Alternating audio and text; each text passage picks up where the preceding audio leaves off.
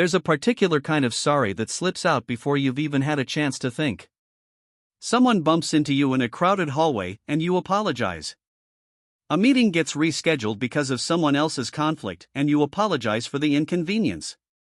A friend is having a terrible week and somehow, inexplicably, you feel the need to apologize for that too. It happens so automatically, so reflexively, that it barely registers as unusual.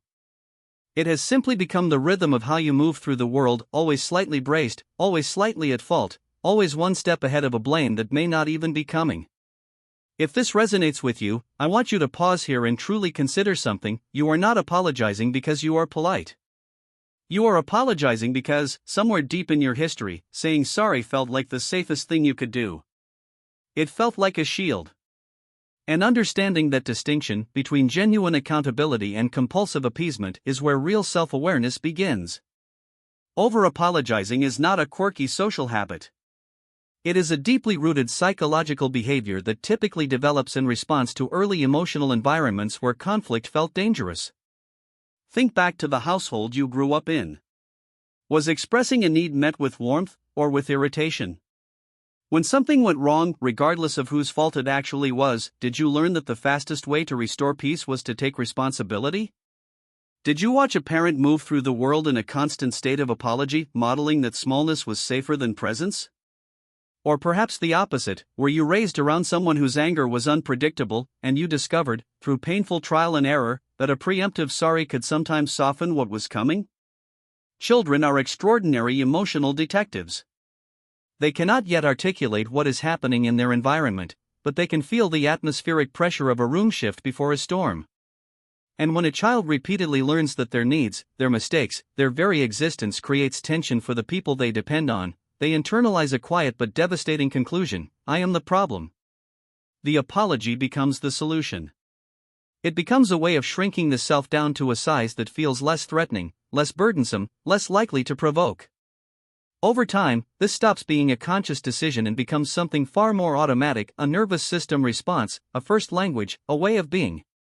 By adulthood, this pattern has often become so deeply embedded that it no longer requires a trigger.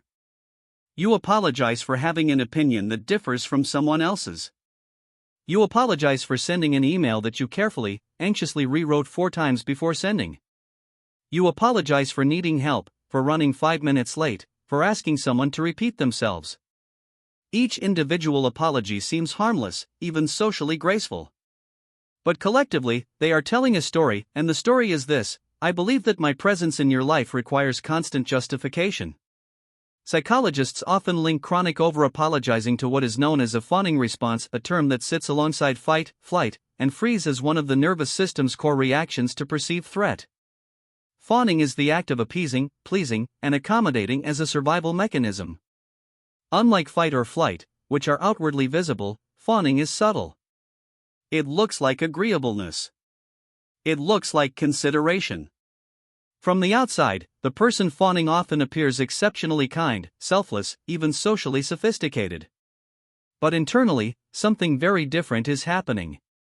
The person is not choosing connection, they are managing threat. The smile, the apology, the immediate yielding of their own position, these are not expressions of genuine generosity. They are the nervous system doing what it learned to do to stay safe. This matters enormously when we look at how over-apologizing affects relationships.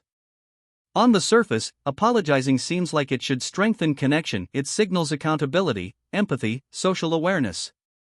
And when it is genuine, it absolutely does. But when apology becomes a reflex rather than a reflection, it quietly distorts the relational dynamic in ways that neither person may fully recognize. For the person apologizing, there is a steady erosion of self-trust. When you apologize for things that are not your fault, you are implicitly agreeing with a version of events in which you are always, in some way, wrong. You are rehearsing inadequacy. Over time, this trains the mind to default to self-blame as its first interpretive lens, not because the evidence supports it, but because the habit runs deeper than the evidence. For the people on the receiving end, something shifts too. Constant apology can create an invisible imbalance of power in a relationship. When one person is perpetually sorry, the other is perpetually absolved. Resentments can quietly accumulate on both sides, the apologizer growing exhausted by the weight of always being at fault, and the other person, in some cases, unconsciously beginning to treat the apologizer's compliance as a given. Genuine intimacy requires two people who can each hold their own ground, and chronic over-apologizing quietly dismantles that equality. There is also a profound connection between over-apologizing and the suppression of authentic emotion. When sorry becomes your default, it begins to replace feelings that actually needed expression. Instead of saying, "I felt hurt when that happened," you say, "Sorry for being sensitive." Instead of saying, "I needed more support," you apologize for being needy. The apology swallows the feeling whole, and the feeling, having nowhere to go, turns inward. This is how chronic appeasement and anxiety become such close companions. The emotions you never expressed because you were too busy apologizing for having them don't disappear. They accumulate.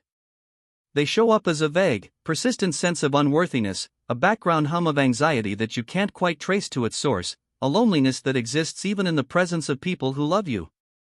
Recognizing this pattern in yourself is not a reason for shame, and I say that deliberately, because the cruelest irony of this particular wound is that people who over-apologize are often the first to apologize for having the wound at all. So let me say it plainly, the fact that you learned to make yourself small, to preempt blame, to soothe others at the expense of yourself, that was not weakness. That was intelligence in an environment that required it. You adapted. You survived. The behavior made complete sense in the context in which it was formed. But you are no longer in that context. And the most important work you can begin to do gently, without self-judgment, is to practice the pause. Before the automatic sorry escapes, ask yourself, did I actually do something that caused harm? Is an apology what this moment requires, or is it what my anxiety requires? That small act of interrogation is not selfishness. It is the beginning of learning to trust your own perception again. Healing from compulsive apologizing is ultimately about rebuilding your relationship with your own legitimacy. It is the slow, tender process of learning that your needs are not impositions.